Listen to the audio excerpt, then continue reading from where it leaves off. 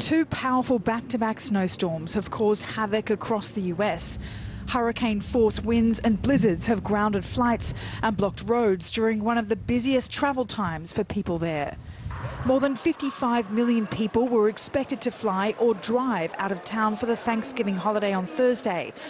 But forecasters are warning travellers to allow for severe delays.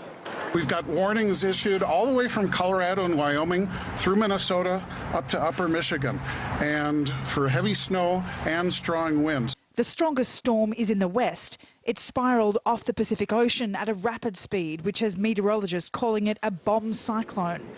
Northern California and Oregon were hit first. And when it moved north to Washington state, drivers were caught off guard. There's definitely a couple people that haven't figured out the speed yet. I've seen a couple cars going sideways. One of my buddies told me that one car flipped over yesterday. So we definitely have some people still trying to learn on how to drive out here in these situations. Winter storm warnings are in effect from California to Michigan in the Midwest. Forecasters say they're unlikely to let up until Friday. And as the blizzard conditions move west, meteorologists say another 30 centimetres inland of snow is likely to fall on Thursday. And that's giving people even more of an excuse to stay indoors and tuck into an extra helping of Thanksgiving turkey. Sally Ihan, TRT World, Washington.